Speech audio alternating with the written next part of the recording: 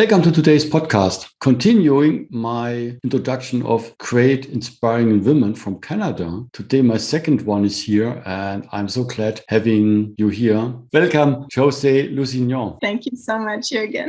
You're raised in a French area of Canada. Yes, so I'm from Quebec, but my roots are entirely from France. So definitely French. Which is great. A little bit about your background, just keep it short. You studied communications and as well somewhere marketing and communications is one of your skills which fits in everywhere what you have done. But as well what I learned in our interactions, human beings and the love of humans is what is key, and I think that is the secret of Josée over whole life. Where I'm inspired from you is your activities as well for SDGs, like Good for Global, One Better World, and I Love First People. I don't know where to start because so many activities. How that happened that you are starting so many inspiring SDGs to support different flavors of people? Well, I think the common denominator is love. When I was 5 years old, I grew up in a very actually religious home, and at the time it was the only vocabulary that I knew. But I would tell everyone someday I'm going to be a missionary, and I could really see myself from a young age, living in a foreign country and helping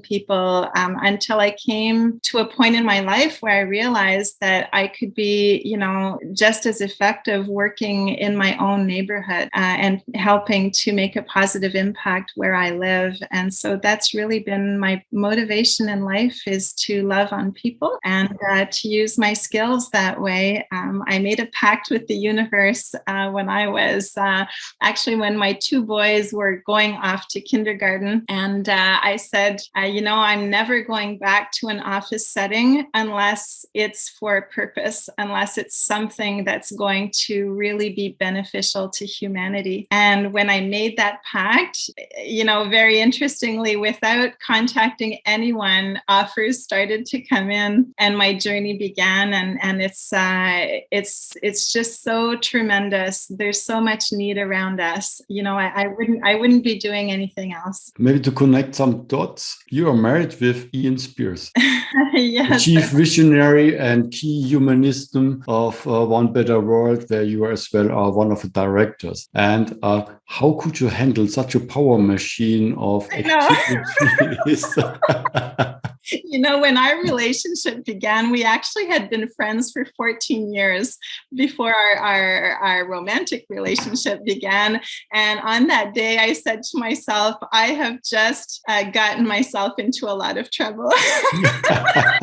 And when he did that crazy event with Mother Teresa? Well, interestingly, I didn't know Ian at the time because he is a bit older than me and we didn't know each other. But interestingly, Mother Teresa is my all-time hero, really. And, I've read so many of her biographies and I had such respect and admiration for her. And I was astounded when I met Ian and learned that he had actually brought her to Canada and spent an amazing week with her and become friends with her over time. Mm-hmm. Definitely an inspiration. I think we inspire each other, and it makes for a really a very active and sometimes too busy relationship, but definitely one that never lacks for adventure and creativity and just incredible life experiences. Yes, and both of you have that humanity as the key passion, and that's something I sense every time being in contact with you. I'm so thankful that you are here and that you are driving that. Thank you, Jurgen. It's, the One Better World Collective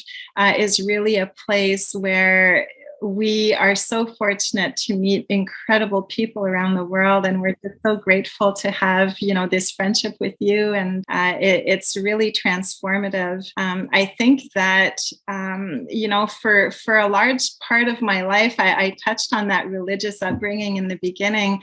For a large part of my life, I wasn't well aligned with the core of who I am, and this is so important for all of us. And then at one point, maybe maybe 15, 20 years ago, someone said to me the word alignment, and like a spinal cord, that's out of alignment, and we get a pinched nerve and we walk through life and we're always hurting. We're always never going at the full capacity that we could until that alignment happens. And when I started to shift things in my life and align myself correctly, then the sky is the limit. Then, you can really fully express who you are and be free to do so. And so really everything that I am involved in is really a result of that decision to put better alignment in my life. Wonderful. If I'm already looking on your activities for I Love First People, Ian told me you traveled the last years and visited 90 of that communities. I thought, how could you do that? That is, you're not coming and going in a second, but take some time to listen and to be there, to be accepted. How do you do that? It's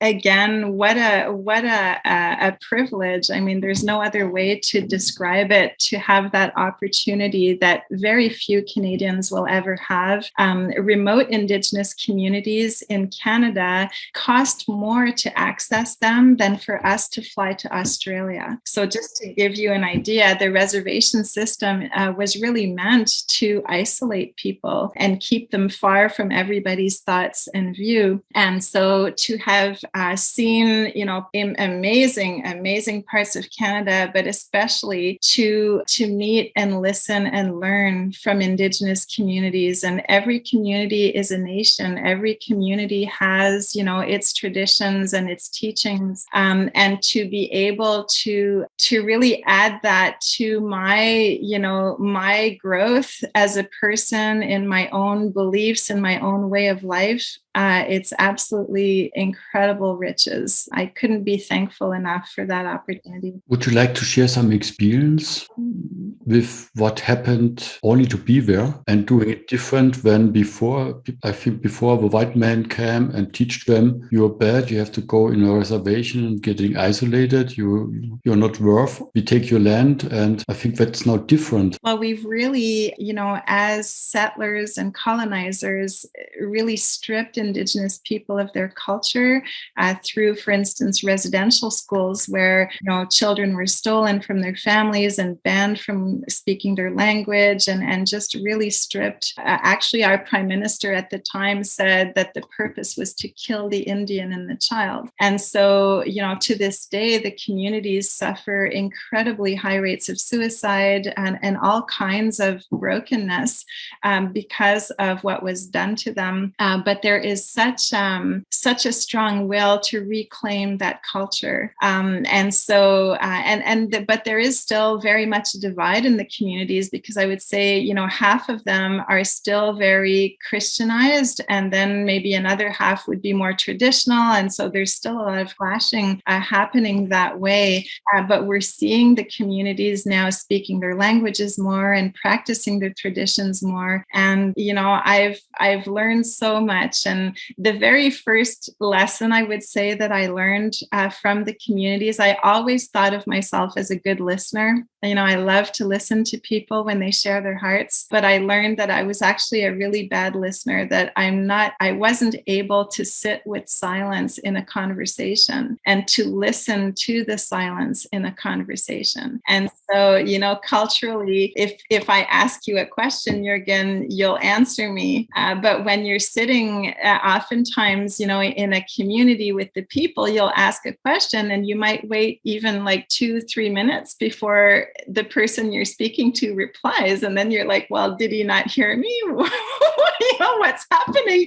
And so my tendency would be to jump into the conversation and either repeat the question or answer my own question, until one day a chief got upset with me. And he said, what's wrong with you people and why we can't trust you? Because you don't listen. And this was very early on in my work with Indigenous people. And it just hit me because I had this understanding of myself as being a good listener. And I just realized that I had so much to learn. And now I love to listen to the pause in a conversation. I love that silence. I've come to really be good with it. I think that's what I saw from outside as well, and experience in other countries, that the slow down. And if you're looking on the business world, it's I'm listening to answer. And some are already starting the answer before the others has finished his sentence. And here it's really, I listen to understand and maybe ask a second question, understand it better. That is the door opener, I think, for trust and a good relationship. And so great we're doing it. And I think we currently hear it everywhere in the news about that sad experience of what happened to the Indigenous kids, that a lot of them died. The sad experience that especially the Catholic churches, which claim to be human, did that in cooperation with the government in the past and get money for it. And I said that it's a really sad and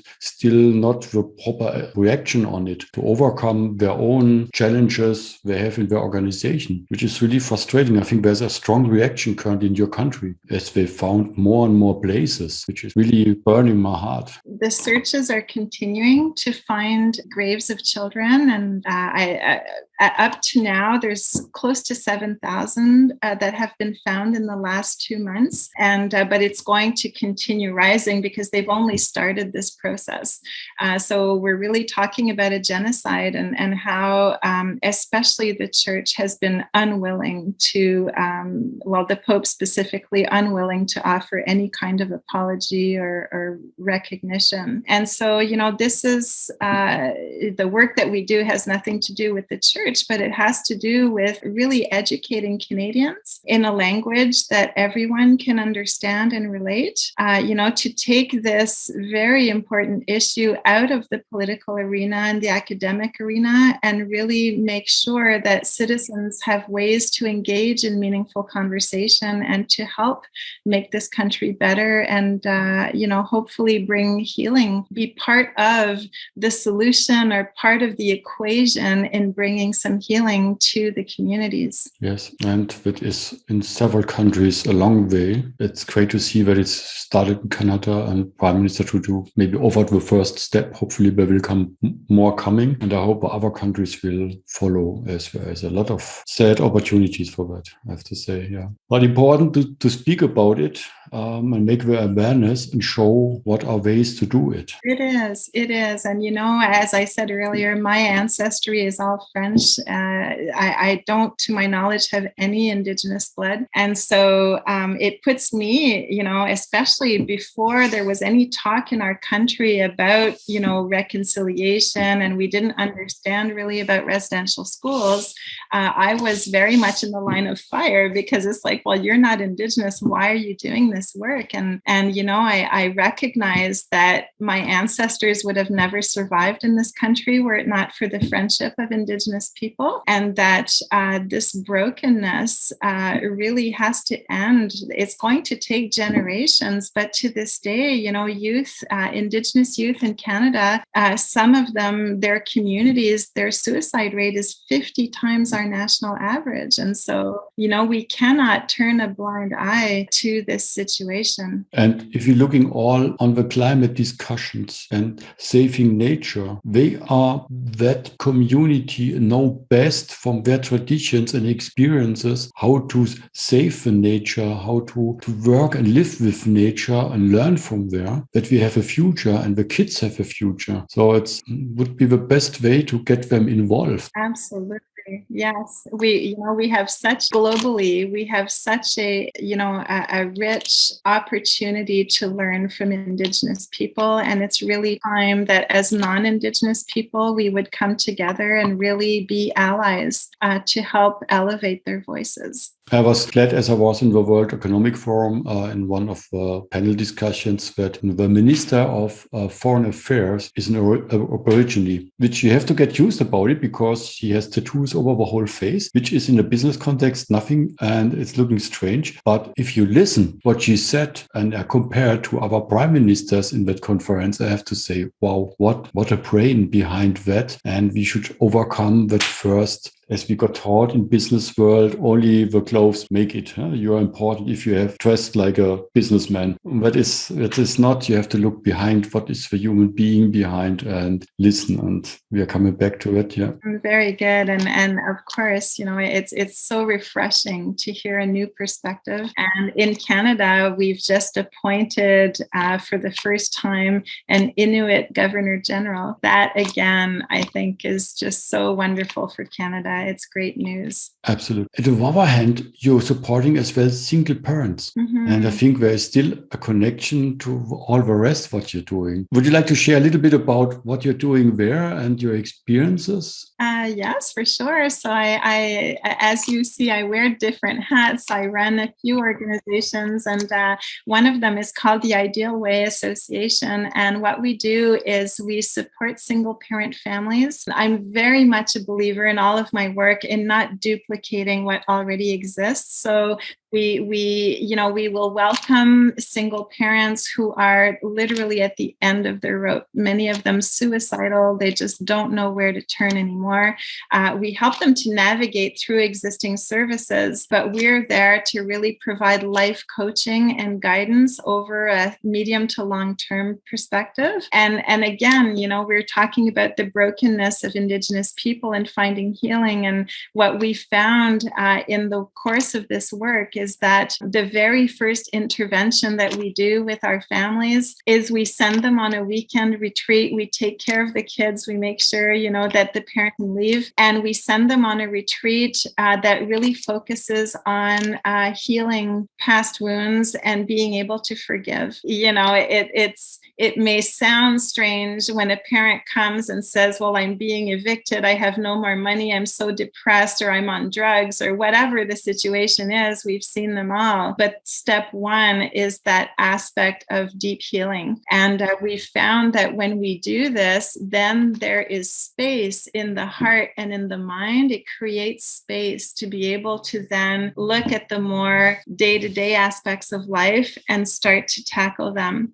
But until that happens, we're just so wound up and in survival mode and filled with anger. And it's impossible to move forward like that. And so, it's really amazing to see how powerful it is when someone experiences some healing and they decide to cultivate that journey of healing, where it will take them. And briefly last week, a single dad called me. We've been working with him for 5 years, and he was suicidal when he came to us, and now he's the manager of a big store. And we're just like so happy, and it's been an amazing experience. We've built homes for people. We've done all kinds of things in our community that have really helped also, I think, to raise awareness, because being a single parent is really not an easy journey. Yes, and when some bad things happen, you're getting in a spiral, dynamic downsides, you lose your job, you don't have income, and all the challenges,